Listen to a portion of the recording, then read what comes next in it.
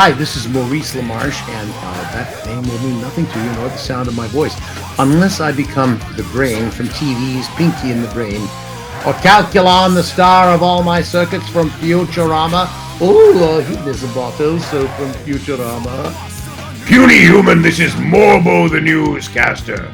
On tonight's news, you're listening to Still Toking with on the Dorkening Podcast Network. I will destroy you.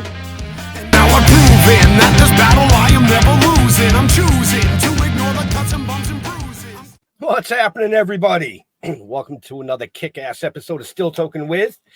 Well, yeah, you know who I am, so I don't really need to say it, I don't think.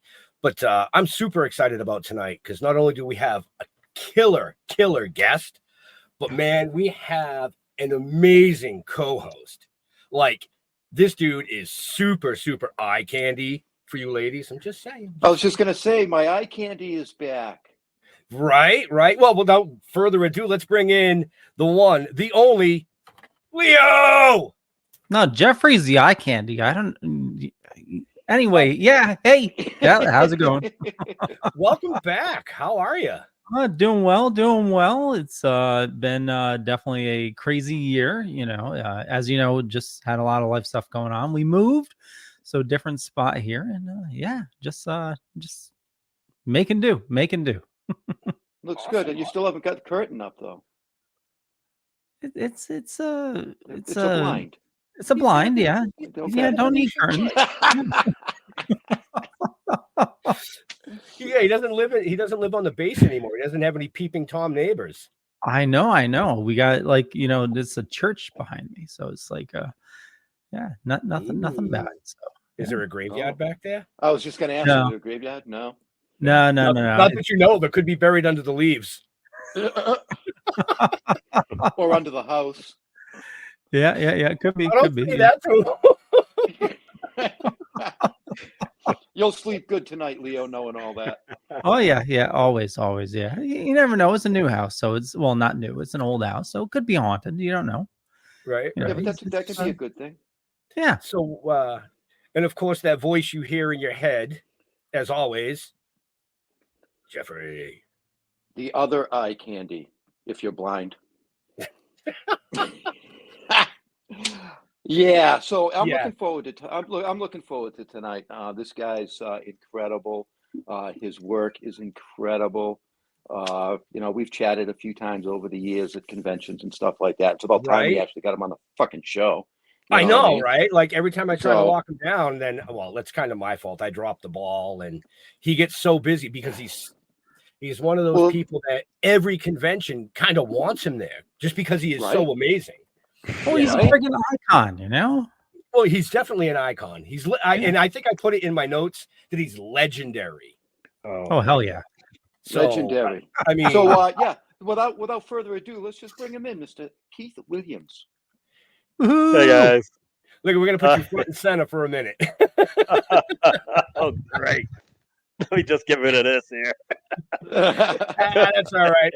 Took mine up too, so don't feel bad.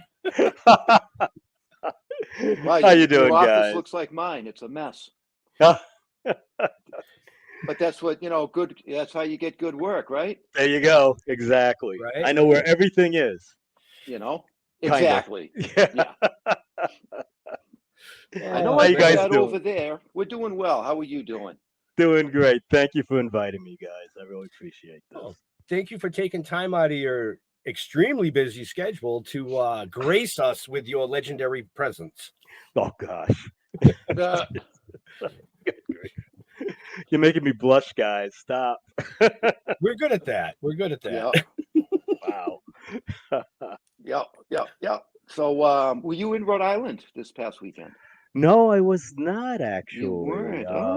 No. I never got a chance to make it out there, but I was there a few years back. It was a really good show. So hopefully I'll be able to make it back there one of these years. Yeah, it's big. It's huge. Speaking of conventions and things, I mean, for those of you that don't know Keith, well, shame on you, first of all. But for those of you that do know Keith and want to see him, Keith has 5 5 more appearances coming up. So Wow. he's got New Jersey Comic Fest November 10th, the Big Apple Comic Con November 23rd, NECC in Boxborough November 29th, CH Collectibles December 7th, and then he finishes off his amazing tour at Ocean City Comic Convention in Maryland, which I didn't get a date for. So Google it, deal with it. Yeah, right. Right. What is the date for that one? Oh gosh. That's the 14th and the 15th.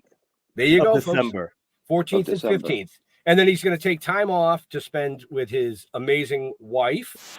Okay. Yeah. Yes, I am. Absolutely. Work I gotta finish. But yeah, I'll be doing that. So what are you currently working on? Right now I'm working on something for Filbo Productions. And gosh, what is the name of that book? Can't remember it at this moment, but oh wait, there we go. Let me just go and find it here, and I'll be able to tell you exactly what it is. It's called Wither. Wither. Be the inker on it, and yeah, and it's gonna be a really cool book. It's about demons and lots of demons and angels fighting. So nice. It's very interesting. And what company is that with? That's with Filbo. Yes, Filbo Publishing. Oh, nice. Okay. Yes. So you folks will have to, folks out there watching and listening to us, you'll have to check the show notes up above or down below and make sure you follow Keith so you can stay, on top of everything that he does, because I mean, he just doesn't stop. I'm a workaholic. It's horrible, guys. Right. But it's also good. I get the work done, but I'm in this room a lot. Right. Wow. So you just released the Keith Williams sketchbook. Yes, that's right. And what was it? Halloween anthology that you and a Halloween anthology. Yes. The Keith Williams sketchbook was produced by New Pain Productions. Keith Champagne is the guy that runs that. He's really a great guy. He's the champagne of Keith's. So he's really cool. But yeah, he put the book together for me, and it looks great. And you could pick up a copy at any of the conventions that I go to. That also the Halloween anthology book, which it was written by Joe Yankovic, and I actually did the cover for them, which has this woman stabbing this decapitated guy's head, again, carving him up like a pumpkin. There it is. Look at that. And this is why we brought Leo back, folks. Thank you, Leo. Thank you. So there you go. And she the cover was popular enough to make her become the narrator to introduce the stories on the inside of the book. So yeah. So, and I believe this is going to be a Valentine's Day story with that character. Her name is Lucy. She's the devil's daughter, and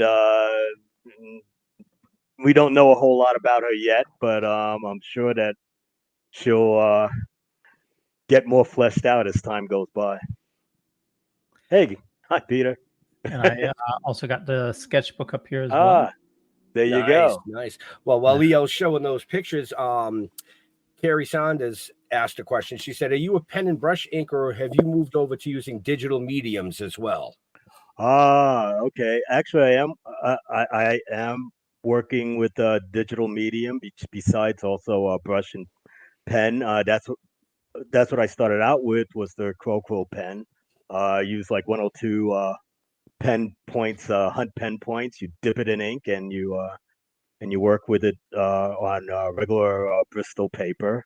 Same thing with brush. That's like a Winsor Newton number series 7, number 2 or 3 that I would use.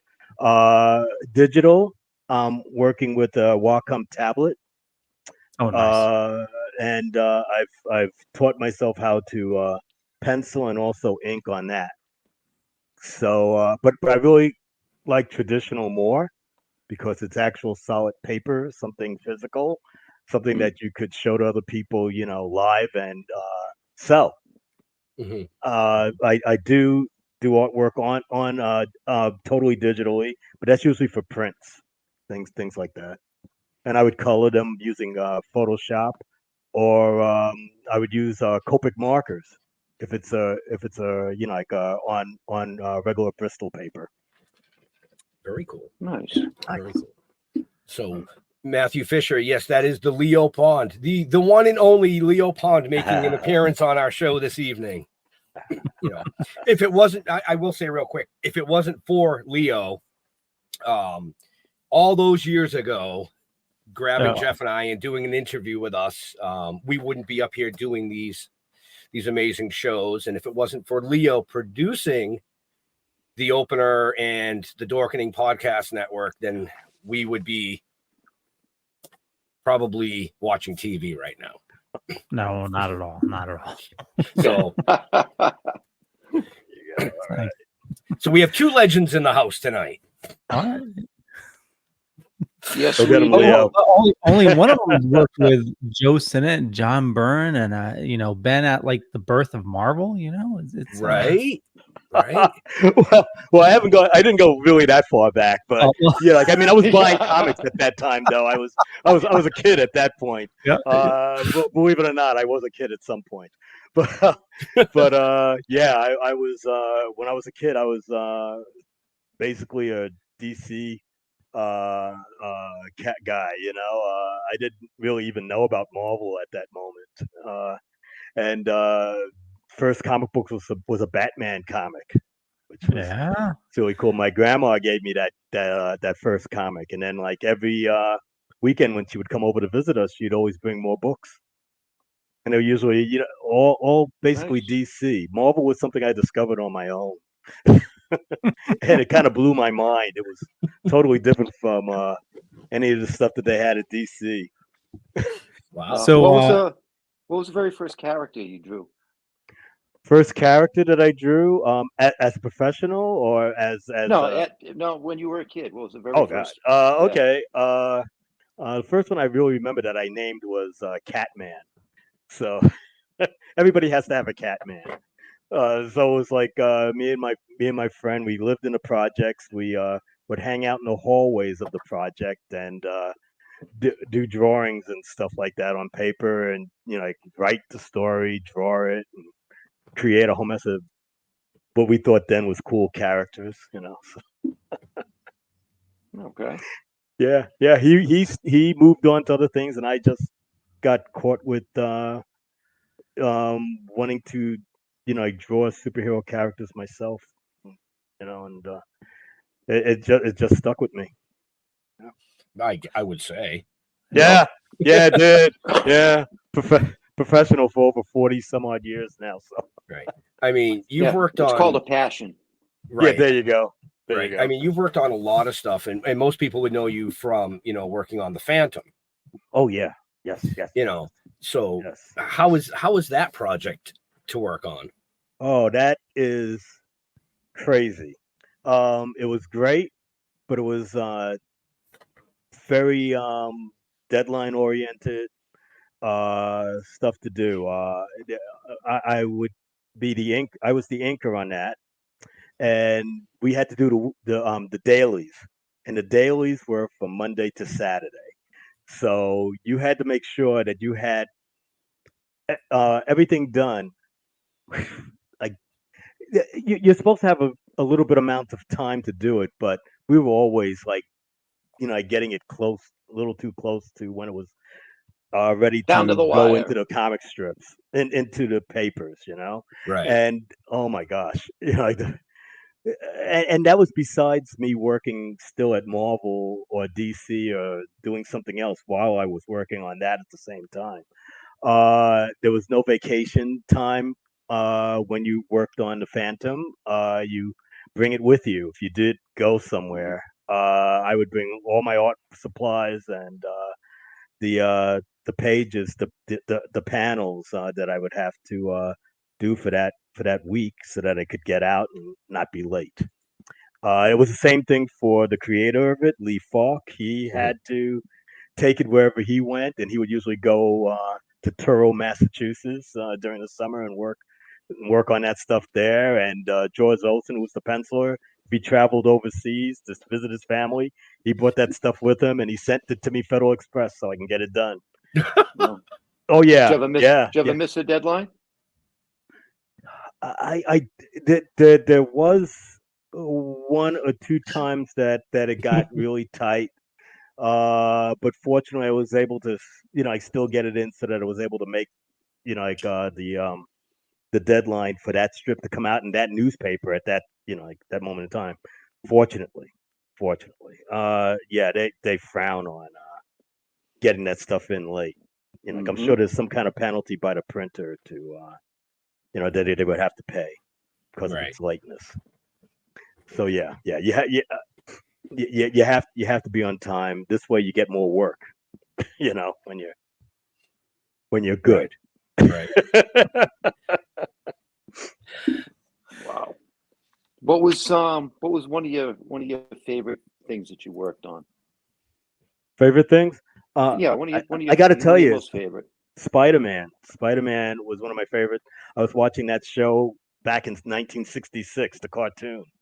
Okay, and I watched the other shows, like the live action one and stuff, and that was on television back then. And I loved the character. He was like a normal guy with superpowers. He had a life, he had family. You got to see the family, you got to see his friends, and him dealing with high school and everything, which I finally, when I got into high school, yeah, I felt that the bullying, all that craziness that would go on, like in high school, except I didn't have superpowers, like Pete did. But Yeah. it was great working on Web of Spider-Man. I did that for like about 5 years with Alex Selviak, Nice. and I was assistant editor on the books for about a good 9 months with Jim Owsley, who asked me to become his assistant editor while I was working as Romita Raider in the offices of Marvel. So that was a big surprise, him asking me to do that. So yeah, that was an amazing experience too. So I got to work on Spider-Man, I got to work on Transformers, and there was some other specialty books that was out at that time that we also had in our office. Great. Yeah, you worked on the iconic Transformers Are All Dead issue. That's right. Yeah, Jim was the editor of that. They really gave him a lot of grief for the title because they said no, kids are going to think that this is the end of the book or that the Transformers are going to die. You can't do that. But Jim stood his ground and it went out and they loved it. That's like one of the most famous covers. Oh yeah, at Marvel at that time. Yeah. Well, that was a prime time for him to come out too, because like the toys were going strong. I was a kid at that time, so I remember, collecting toys, and my friend was getting the comics, and yeah, the early issues were a blast. Which you worked on, starting with number 5, I believe. Oh yeah, that's right. I actually inked the little figure that's in the corner. Oh, nice. Box. Yeah, awesome. that was cool. I had fun with that. Yeah, and I actually did a few issues, but that was with Don Perlin penciling, I think. Yeah. So I did a few issues of them. Didn't get any toys. I think Bob Budiansky got all the toys. He was the writer. He created the names for a lot of the characters and stuff. But I would have loved to have had some of those. Hint. Yeah, right? You can send some over. I don't mind. Christmas is coming, folks. Yeah, well, there you go. You also worked with John Byrne during some of his critical runs as well, with his Superman run, and I think his Hulk run as well. Yes, I worked with John. I started working with him on Alpha Flight when he was doing that, which was really great. And he actually introduced me in the pages of the comic along with his name. He said introducing background inker Keith Williams. Nice. Who does that? Actually, nobody does that. Background inkers are usually very, very quiet, like workers, that are very much needed sometimes to so that a book could make their deadlines.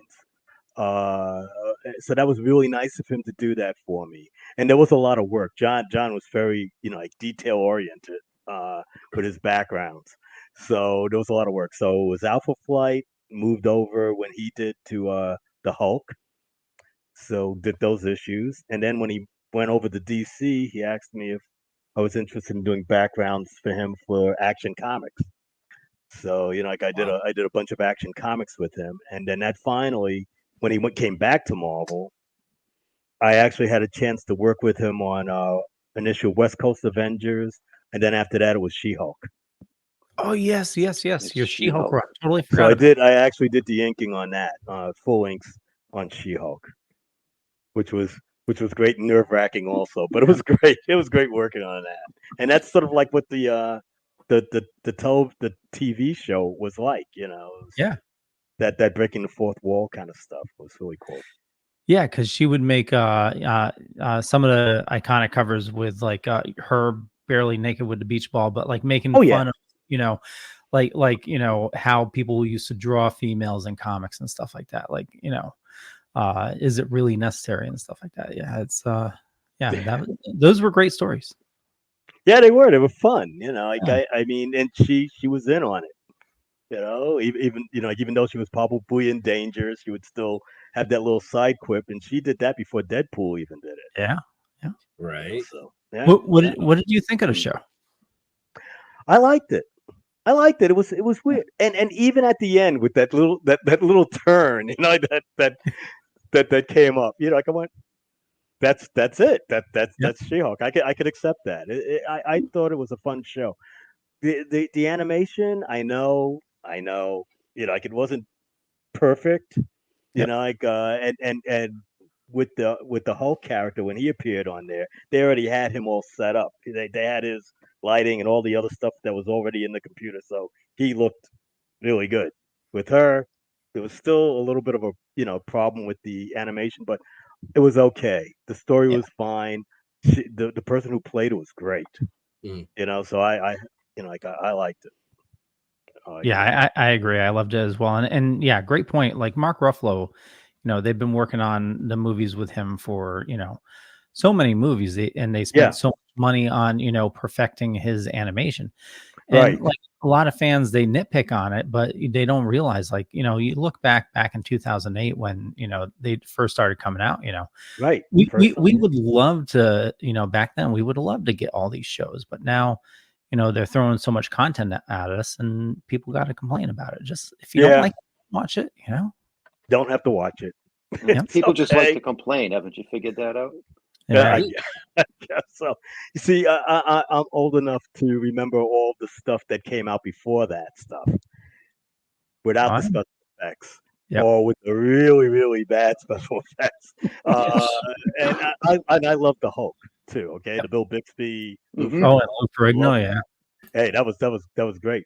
Yeah, right. But I go, a lot of the other stuff that came out at that time wasn't, and but I accepted it because that was what we had back then. Now I'm so glad that now you're able to do like the amazing computer animation that they're able to do now. Like to make it really look like the comic book characters and the stories.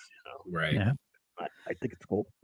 Well, I mean, even video games, Somewhat they've accepting. come so far. You know what I mean? When I was a kid, we played Pong. We had these little screens that statically stuck to the TV so you could drive the racetrack. Oh gosh! You want to know old?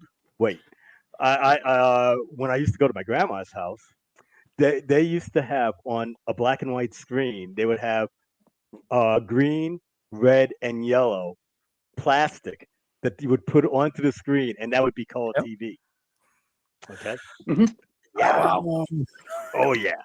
Yeah. I don't know if you guys know. I don't know if you guys ever seen that, but yeah, that was color television for us back then. Wow. So we did have a couple questions come in. Matt Fisher wants to know, what did you think of the Phantom movie? Oh, I thought it was great. I thought it was great. I thought it was a little campy. It got like oh gosh, what's his name? Oh gosh, he just died recently. Who was the bad guy in there? Treat Williams. He chilled up the scenery a little bit, but it was still. I loved how the Phantom was played. Billy Zane did a great job. Uh, it felt like the character that I was working on at the time, and I was just working on it. I think I was involved for about 2 years at that point with it. So when I saw him writing Hero and the cave and everything, I thought, wow, cool, cool. They got the Phantom. And I'm sure that if they allowed it, yes, he was great. Yeah. And, I think if they allowed a second movie or something like that, it probably would have gotten even better. As a matter of fact, I got the ring right here. Oh, that's awesome. There you go. And that's the movie ring. See, folks, I told you he was legendary. Right. And I got to meet said it. Billy Zane. We went to the premiere. That was in Wow. New York, and it was great watching it in the movies with Lee Falk, and I was there, and my wife, and we walk up and say hi to Billy Zane, and talk to him for a few seconds, and no, it was great. I think movies like that are supposed to be kind of campy. Maybe a little bit, yeah. I sometimes think that some of the producers are a little worried. They see the word comic in comic books, and they think that they have to be like a little funny. I get it if it relieves the tension of the story, that how it's going and stuff like that. But. Like it was like the Phantom and the Shadow came out at the same time, just about. And the Shadow, like the Shadow was the beginning of the Shadow was great. Part that bothered me was when Margot and her father was chasing the atom bomb up and down the stairs, and then the atom bomb seemed to have gotten behind them and was chasing them down the stairs. And I went, oh, come on, you don't have to do this. You don't need that. Yeah. Right. There was places where they could have natural funny stuff happen, just come naturally, and they didn't have to do the extra thing. I mean, the Shadow, you can't force it. Right? You can't force it. That's it. Right. Just let it flow. Don't. So, yeah. Carrie was wondering, I'm going to put this up because it's a longer question, but she wants to know, have you ever had someone whose pencils have been particularly difficult to work with, or someone who you just love getting pencils from more than usual? Well, I think all pencils are like difficult to work with when you first start working on them with a new person. It took me a little bit of time to get the rhythm with Alex and or Greg Capullo, or like any of the other, like John Byrne. Scared the daylights out of me. But once you figure out how to do things like She-Hulk's hair or Spider-Man's webs on his outfit, then it becomes a little easier. And but it takes time. Anybody that I start with that's new, Doug Monkey doing the mask, stuff like that. It just takes a little time to get to know the guy and what I should use, if it's a Crocodile pen or if it's a brush, or like at that time it was basically just that. There was no markers, there were no brush markers, things like like that would not like fade. Most of the markers that we had back then would turn to like a purplish color after a few years. You don't want that, so you kind of stick with the Higgins Black Magic ink at the time, and that would usually leave a solid black on it that would last for years. My pencils would be easy to work with. It's all stick figures.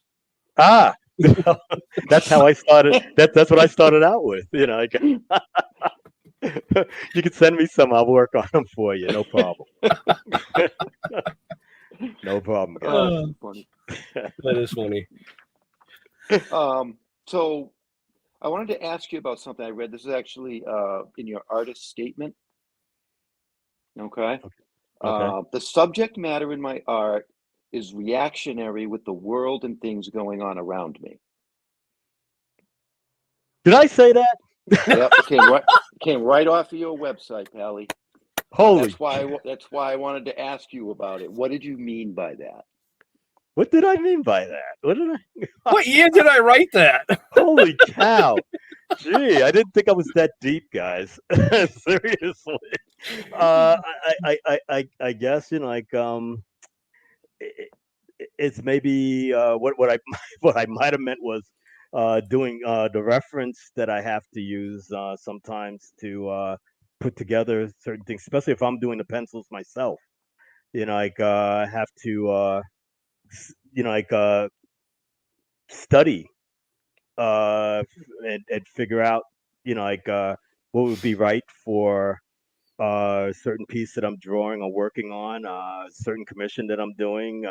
Person would ask me to do something that has a character and involves a city street or whatever it is. You got to think about how it's going to look, if it's daytime or if it's nighttime. Is it what kind of what part of the year it is and stuff like that. I guess that's Okay. that might have been what I that might have Well, been what I meant. I read into it a little bit as if you're having a good day versus having a bad day. If you're having a bad day, maybe I was looking at it as maybe an artwork that you're drawing or something that you're just kind of working on becomes a little darker. Well, there have been there have been some pieces of artwork that I've done that felt pretty dark in some sort Because of ways. I think mood. I think your personal mood can affect what you present or what comes out of you. I'll tell you. Sometimes it's weird, but if I maybe was kind of upset about something, I don't know why, but I think that energy kind of like transfers onto the artwork. Sometimes it makes it. Sometimes I feel like it makes it work better. I don't know. I don't know why. Right. But it does sometimes.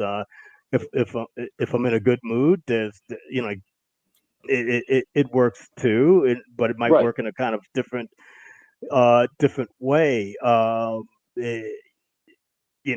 Sometimes I could use a brush, and I could be working and it just flows and it just works great. And then there's other times when it's like, I forgot how to use this thing. What the heck? What the heck's going on here? It's weird. And then I would like switch over to Quill, and use that because maybe I might feel like I have a little more control with that. This I'm sure emotions play a lot into a lot of stuff that I work He's gonna be with. going back to his website now and being like, I gotta edit this shit. I'm gonna like, yeah, this is like, I knew I should have updated that. what the heck? Well, I look at the artwork as similar to like poetry and writing. You know what I mean? Your mood and how you feel really reflects the product that comes out of you. Yeah. Okay. Mm-hmm. You know what I mean? I could say that. Yeah. There's sometimes when I really not too often, but sometimes when I just like to say that I really wish I could just like take today off, and not touch it, and then there are other days when I just can't wait to work on it and get the stuff finished, and give it to whoever it is I'm supposed to give it to. I guess it all really does depend. Are you ever 100% completely satisfied with a finished piece? No, never. No. I always feel like there's something else that needs to be done to it, but I have to stop. I got to stop myself because I think John Amito even said this. You can keep working on something and you'll never get it done. You got other stuff to do. You're gonna keep messing around with this one thing. You can't do that. You gotta know when to just When call it quits when to cut it and, off. Yeah. and hope that whatever you're seeing that still needs to be done, that either they don't see it or they'll accept it. Like they'll go along with it. Right. Whatever you're Right. finished with. I think Yeah. that goes for anything or anybody that's creative. Because I find myself doing the same thing when I write. Like Yeah, same thing. I'll write 20 pages, into the novel, and I'll go back to the first page and go, oh wait, this sounds better. And I'll change. And then I find myself reading the 20 pages going, oh man, I could have just typed another 20 pages and I just edited all this shit. Exactly. Yeah.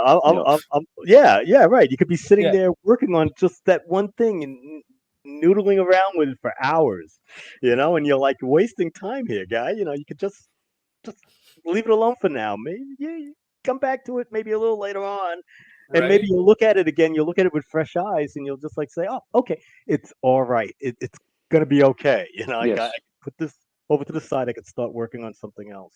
Yeah. No, Well, I do that with my woodworking. Yep. Haha.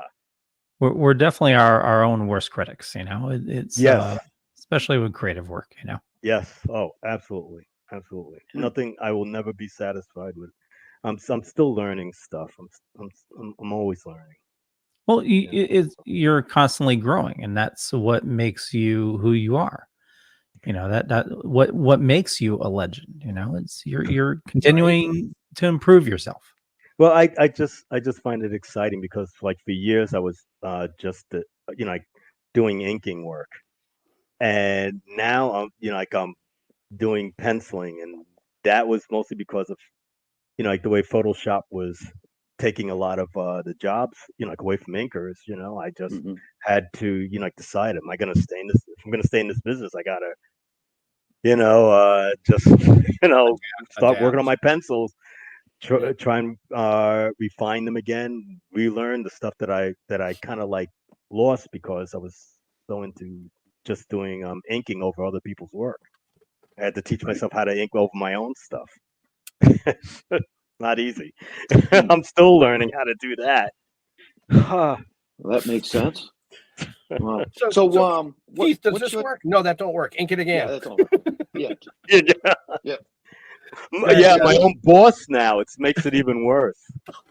Makes it even worse. So I Jeez. wanted to ask you, what's your take or what's your feeling or opinion on AI? I think that AI, like anything else, like the Wacom tablet, like doing digital stuff, it's all a tool. It's a tool. I feel that people who want to be involved in art, that they should learn how to just me, like learn how to do the basics. Learn how to work with a pencil, learn how to work with ink and like a quill or brush, things like that. Learn that, and it doesn't have to be the style of this, like superhero or like whatever. It's whatever you feel like you enjoy, and then like use the AI to get the ideas that might be a little hard for you to get totally. And ask the AI, yeah, you can have like Superman, like flying over buildings or beating up Darkseid or something like that, and have that, and maybe you might get a good shot. But don't use that as the shot. Right. Don't use the AI. Then you got to draw it. You got to take it upon yourself to like draw it and add your like whatever your 2 cents is into So, that, so you that you AI. look at AI as the people should use it more for inspiration than anything else. There you go. Okay. Yeah, more as inspiration than as a finished piece of art. I know not everybody agrees with that, but that's yeah. No, I think it was a great answer. Question. So, what was it like for you to receive the Inkwell Awards Above and Beyond Award? I I didn't even realize I was I was doing anything like that. It was totally a gigantic surprise to me. Like I never thought that I was going to win, like or get anything like that in my life. Right. Like I'm just an inker, and especially at that time, I wasn't really inking anything that was being published. I was just like doing commissions and things like that. But I was doing a lot of Inkwell, Joe Sinnott contributions for their auctions and things, and I guess I did more than anybody else. I didn't realize it, but I guess I did. I really enjoy doing them. I enjoyed inking over Joe Sinnott, which was really cool. And all the other people that I was able to ink over, like Neil Adams and like whoever else was guest starring, like in the Inkwell inking challenge. It was great, and I was really appreciative that they thought to give me an award for that. It was very nice of them. See? Yo, what'd you get? Like coffee cup or something? It was yeah. No, it was a Rolex. No, it was a really cool sort of like ink drop that has like the Inkwell Awards on it, has my name on it, above and beyond on it, and it was nice, very cool, very cool. And nice. and I thank the guys, like at the Inkwell Awards and Bob Allman, like who I've known for years. Like they're all really cool guys there. And I'm going to be doing a challenge again for this year too. So yeah. Oh, nice. I definitely will. Yes. So that's award number 2. Oh well, I think as long as I keep going, I'm not going to stop doing that stuff. Tell them you want a bigger Inkwell this time.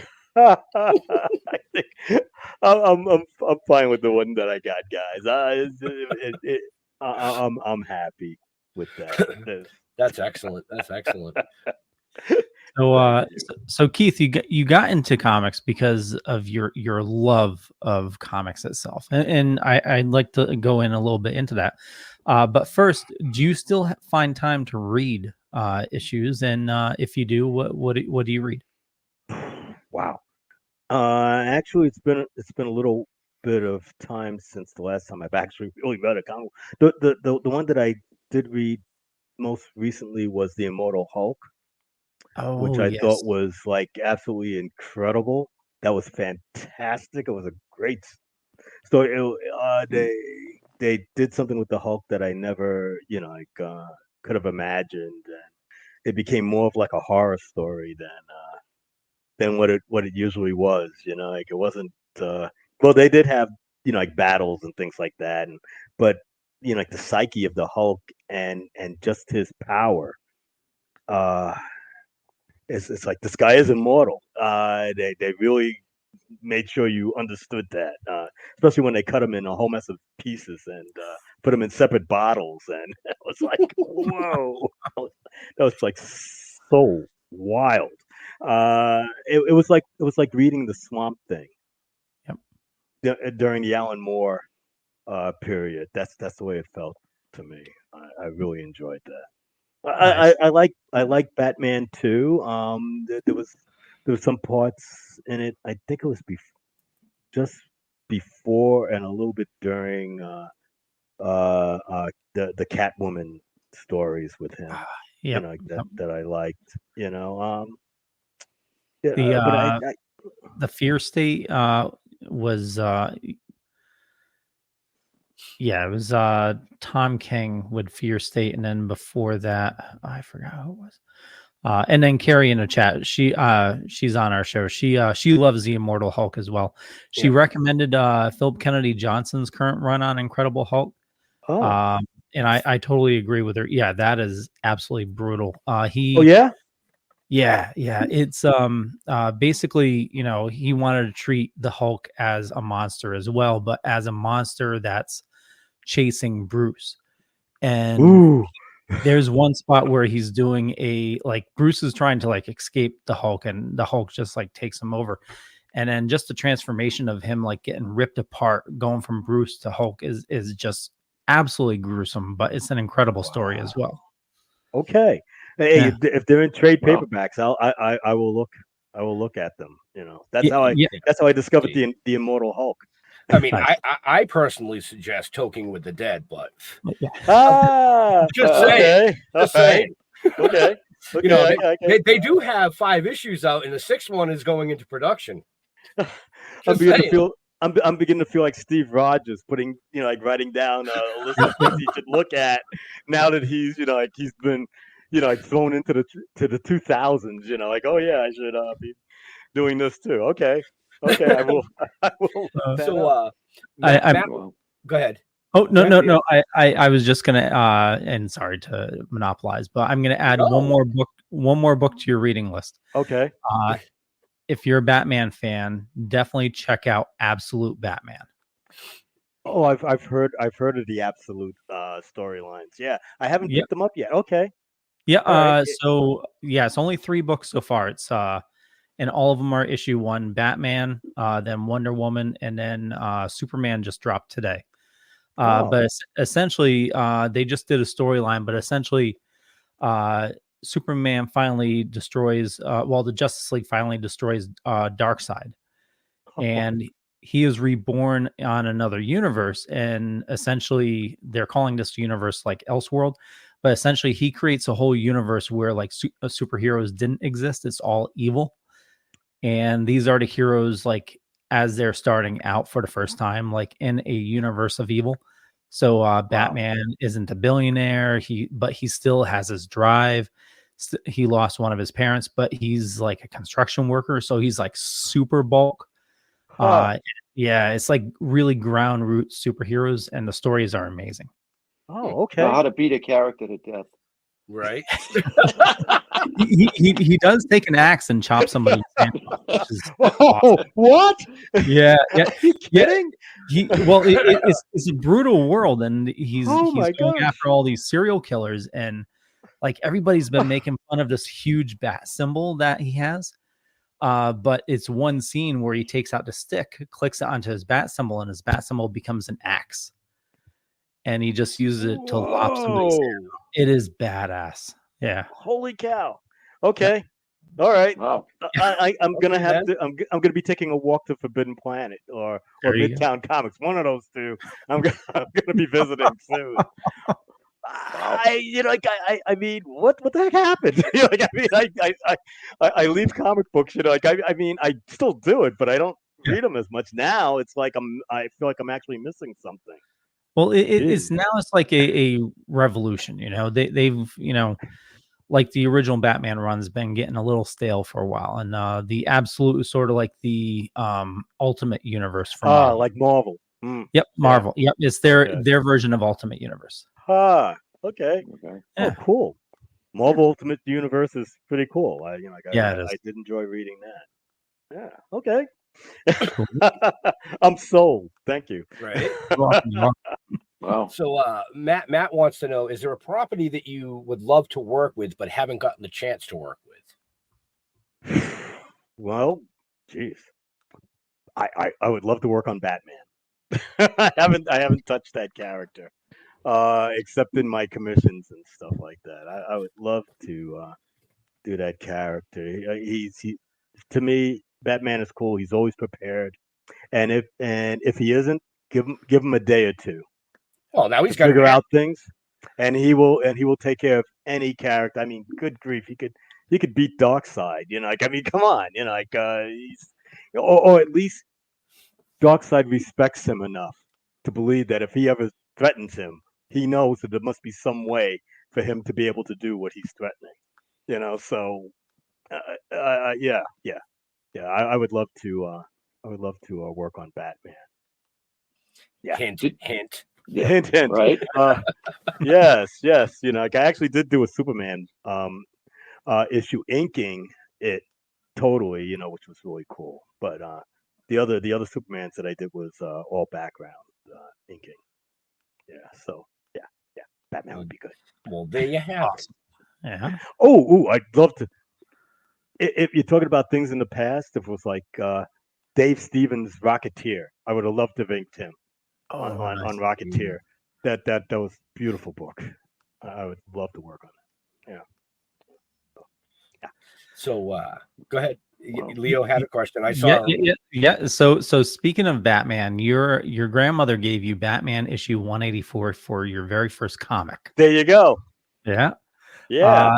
So from what I read, you like reread that issue a bunch of times.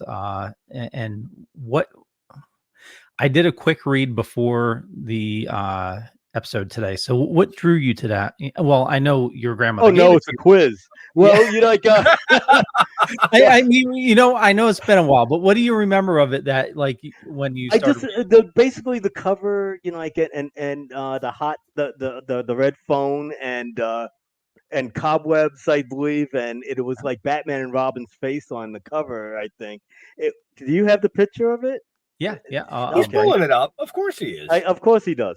Yeah, and I thought that was so cool, but for some strange reason, I just remember that was the first comic book that was actually ever given to me. That it really, like wow, it was great. Before that, it was basically the Sunday comic strips and the dailies that would come in the daily news.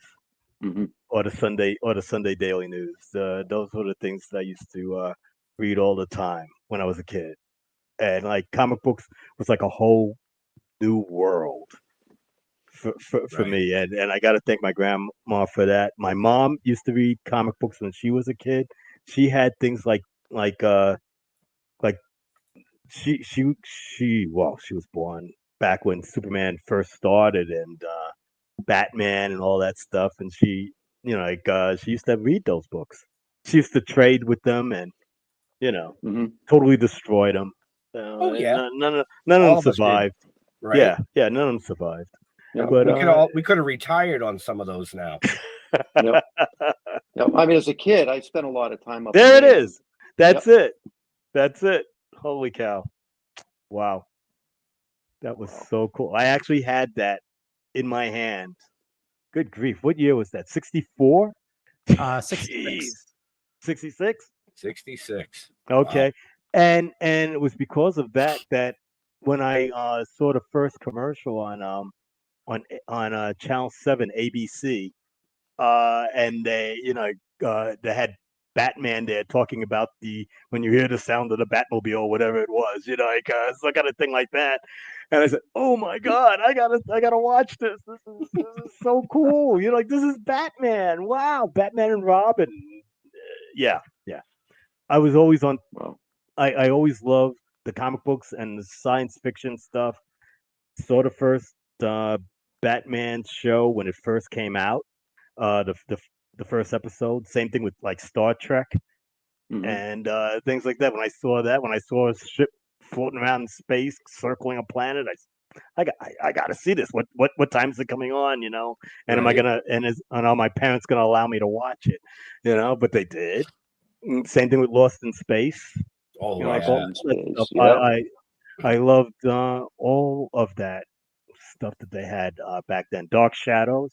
Wow, So like I love superheroes, sci-fi, and horror. Nice. Okay. Great. Yeah. So you've worked on a ton of stuff from Marvel to DC to everything in between. But one of my favorites, and believe it or not, and this is a book that I recently picked up from you, and that was the Harlem Hellfighters that you worked on with Max Brooks. Yeah. Can you tell us a little bit about that? Yeah. For the viewers? I mean, I know what it's about, but it's great, and it's Kanan White was actually the penciler on it, and I did the inks and inked the cover and the interiors, which I think were about over 200 and some odd pages of a graphic novel about World War One, African Americans wanting to fight in the war. The U.S. actually not really, thinking that it'd be a cool thing for African Americans to have guns in their hands or to learn how to fight, but they did get stationed. Can't remember exactly where it was, but they were taught how to be soldiers. Went through a lot of strife, a lot of problems. Was finally the only way they were able to really fight was to go over to France, and France was able to use them, the French. and they came away with a record that was like better than most other groups. And there, it was absolutely amazing that the story is part sort of like part fiction, but it was something to be able to introduce all of the people that were, like fighting Right. at that period of time in World War One, and it was absolutely incredible. So it was great that it was a graphic novel because kids were able to look at this book. It is now in libraries. It is now in schools. It is in military schools. People would come up to me and tell me that they've read the book. That are people who love history. I didn't know anything about the Harlem Hellfighters. That would name the Harlem Hellfighters by the Germans. I knew nothing about them until I started working on it. I had no. This was all hidden history to me. So I find it absolutely amazing. You heard about the Red Tails, Tuskegee Airmen, things like that. Buffalo Soldiers. Right. So you worked on something and got educated. Yeah. It was great. It's and still people I do sell the book at shows, and I get a lot of compliments. On having it. It's really nice. Yeah. As soon as I saw it on your table, I picked it up. I went, this is right up my alley. I love military history, and everybody will tell you that if it's military, if it's history with military, you'll find me sitting in front of the TV watching the History Channel. I mean, that's just I love those things. And when I saw the graphic novel sitting on your table, I said, wow, the Harlem Hellfighters. I've heard of it. I've heard about them, but I really never knew much about it. So I did read through the book once because it is signed. So I had to. I can't read it more than once. You don't want to touch it. Okay. I don't want to. I don't want to screw it up. But yeah, my question was going to be: do you still have those at shows? And if you do, I'm going to tell all these people. I do. Yes. Make sure you if nothing else, stop by his table just to take a look at that book and introduce yourself, because Keith would love to chat with you and maybe do a commission for you. Definitely, absolutely. Well, I remember looking at it because I was right with you when you bought it. I'm like, that's a shit ton of fucking work right there, man. Oh yeah. Yes, it was. Holy cow. Yeah. It was nuts, but it was great. I got to tell you, Kanan was absolutely amazing with the reference. The uniforms, like the machinery that they use, the guns, the rifles, everything. It was very authentic, and I don't even know what Max Brooks did.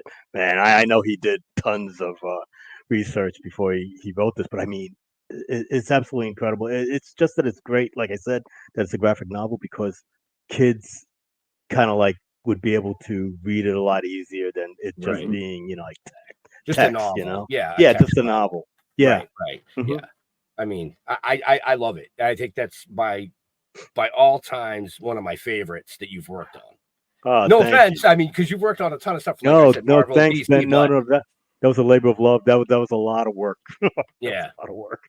Yeah, definitely. So I'm going to suggest to everybody, like I said at the beginning of the show, Keith's going to be at New Jersey Comic Fest. He's going to be at the Big Apple Comic Con, NECC, CH Collectibles in Ocean City, all through November and December. So make sure you follow the show notes up above or down below so you can go to the event and check out his work and pick up a copy of the Harlem Hellfighters or even something else. Maybe the Keith Williams sketchbook or... I mean, he's always got awesome shit on his table. I mean, every time I walk by the table, I stop and talk to him for a half an hour just because I'm going to look at all the shit that's on the table. Thanks, Ben. Yeah, for 4 years you've been saying we got to get him on the show. We got to get him on. I know. It's been the times I've seen you at Northeast. Yeah, many times. I think the first time we ever met him was at Super Mega Fest. Oh, okay. I think we met him at Super Mega Fest when issue issue 2 of our comic came out. We had all 5 of the people working on it there, and we were signing the CGCs. Yeah, you're right. Yeah. And he was set up in the same room, and we went over and talked to him, and I'm like, wow, he's just got amazing shit, you know? And Thanks, I'm guys. like, we got to get him on the show. Oh, We got to get him on the show. And I have him on my list. And then I see him at an event. I'm like, oh, fuck. I didn't get him on the show yet. No, I'm so glad that we were finally able to do this. I really enjoy it. I think I was waiting for him to come out with more stuff. Oh, really? Okay. Oh, yeah, God. like That's Wow. what it was. needed more stuff. I was waiting for him to win the award because he won it last year. So I was just waiting. That's what it was. Yeah, Bob actually had me announcing for this year for the awards that happened and that was at Hershey, the Hershey Comic-Con. Yeah, Wow. where they had the award ceremony there. It was really cool and scared the daylights out of me. But Amazing. you know. Amazing. So we are running just a little over on time. Oh, okay. Which is no big deal. I mean, I don't mind.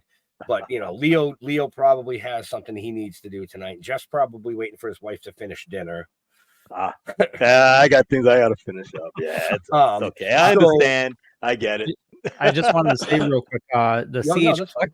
CH Collectibles that you're going to be at, I believe that's a new con in Connecticut, in Montville. Pretty sure that Keith Champagne's also going to be there.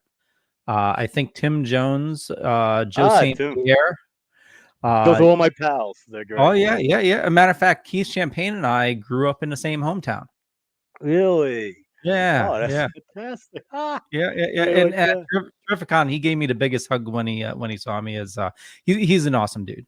He's great. He's great. I always enjoy talking to him, hanging out with him. He's like I said, he's the champagne of Keats. So hey. Yeah. Well, you know, that must make you what? The Cristal? Hey, you got Keith Richards is out there, you know. Hey, Richards. Keith Richards, man. He's I'm telling you, you know, like he's been through everything, and he's still kicking. Well, he's like the Hulk. He's immortal too.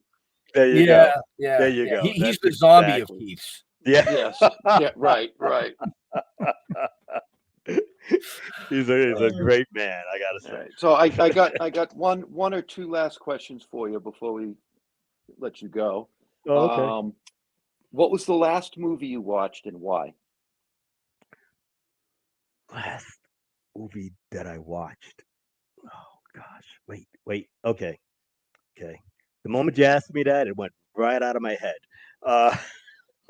Wait a second. Actually, it was a horror movie. Smile 2. Smile 2. Holy cow. That was yikes. that was great. It was different. I won't spoil anything, but it was a good horror movie, and I've seen lots of them, so it takes a lot for me to, you know, say I watch a lot of horror movies. I love watching horror movies. Mm-hmm. Yeah, I like the roller coaster ride. Yes. That's my roller coaster. You know, because you know you get scared, you can laugh. You know, you get shocked. You know, it's great. Horror. And the good ones have boobs. There you go. Well, it only took an hour and 6 minutes. Well, you know, I mean, yeah. Every once in a while, yes, that's right. true. Hey, you know. I watch most of the Blumhouse horror stuff and nice. the James Wan stuff, Conjuring, Annabelle, all that stuff is pretty cool for right the now. Suspense, scary stuff. Yeah, the suspense, scary stuff. Best thing. What was it?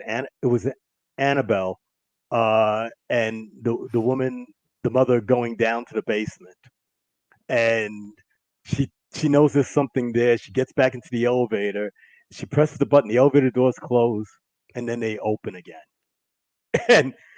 and she's still in the basement, and that thing is. There's something in there. It just keeps closing and keep opening up. freaks me out. That freaks me out. Yeah. Nice. That's So great. you like the horror thrillers, those kind of Yes, movies. yes. Yeah. I need that you notice something there, but you're not sure what it is, and sometimes it's even better when they don't show it. So Yeah. that's like things like The Haunting and things like that, So Right. yeah. Right. What, No. did you get ugly all of a sudden, Ben? Ooh, No, Ben's gone. my camera decided it was going to just Oh, okay. Oh, That's tweak all right. out for a second. Yeah. So thank you, Leo. I watched a cool movie the other day. I think it came out this year, 24, called The Cellar Door. the cellar door. It's called Holy Cellar cellar Door. Oh, just the name makes me want to Fantastic. watch it. Really? Oh, great. Fantastic. Lawrence Fishburne is in it. Oh, Yeah, and Yeah. that other actress's name? Now you can see my green Lead. screen. there it is. Yeah, that's all right. So I Because highly every- recommend that. That's a great thriller. It's a great Okay. thriller movie. And I'm very good at knowing what's going on in these things, and I had no fucking idea. Oh, that's great. I like to be surprised. Yeah. That's. Yeah. I've seen so many horror movies. that technical glitch was my cat. Oh, Yeah, she walked across Oh. behind the computer and hit the cord to my camera and unplugged it from my USB. I'm like, oh no! Wow. Nice. but I just All right, let so her go. Yep. All right. So my last question. I always ask everybody this: is what do you like on your pizza? On my pizza, sausage. I like Sausage. sausage pizza. Yes, Nice. yes. We had Ray's Pizzeria here in New York City, and that was like amazing pizza back then. But I like the thin crust. That's like kind of almost like slightly burnt. I Like mean, the it's pub gotta be style. crusty. Yeah, it's gotta be crusty. The ends have to be crusty. Like the cheese that kind of like stretches. Like I like that. Just some nice sausage. Yes. That's what I like. Very cool. Very cool. Oh yeah. Nice. Leo, Now, I do know. you- Go ahead. Chunks of sausage or sliced? I you know what? That's interesting. There was a long time when it was like basically sliced sausage, but I like the chunks actually. Chunks are good too. Chunks are good. Yeah. Mhm. Yeah. The slices stay on the pizza better. Like, Yes. they don't kind of like fall off. but yeah, The I other go for ones the just chunks. I feed the dog with the pieces that fall off. So yeah. There you go. Uh-huh. Nice. Yeah. Leo, you have a last question for this amazing guest. So Yeah, I think yeah, it's been a while. Yeah. What do you dork out about when you're not doing awesome comics? Other artists. Other Other artists, actors that I might run into if I'm at a show. I sometimes it makes me not want to say anything, or like, I get kind of shy, and like I'm afraid that if I'm gonna say something to him, it's gonna sound really dorky, really really bad. I mean, I'm making these scenarios up in my head. It's horrible, So I kind of like want to sometimes back up, but sometimes they're open and friendly. So then I could kind of like talk to them and feel like I won't be too bad. But yeah, that's my dorkiness. Yeah. well, there you have it, folks. Yeah, love it. So make sure you head out to any one of those 5 events that we've already mentioned. Check out the show notes up above or down below, depending on where you're watching or listening to us. Follow Keith, give him a shout, go introduce yourself, check out his table. I mean, he's always, like I said, he's always got amazing stuff on his table. I mean, all the other artists do too, don't get me wrong. Oh yeah. Don't get me wrong. But Keith is the Cristal of Keiths. Legendary. He's worked with them all. On both sides, too. He's worked for Marvel and DC. He's worked both sides of the spectrum, folks. Oh, yeah. You know, Go both ways, do you? Huh? Yes, I do. I do. I gotta admit it. Gotta admit it. so Keith, where do you like interacting with your fans on the social medias? Instagram, it's Keith Williams Comic Book Art. With Facebook, it's Keith Williams. I'll be the guy that's doing this, so you'll know that that's the right one. And basically that's it. Besides traveling around to different conventions, you can find out about them on those sites too. Right. Like I said, folks, all that's in the show notes up above or down below. So Keith has 5 more appearances this year between now and the 15th of December. Then he's on a brief hiatus to spend some family quality time and catch up on his work, like he said. Yeah. So Leo. Yeah.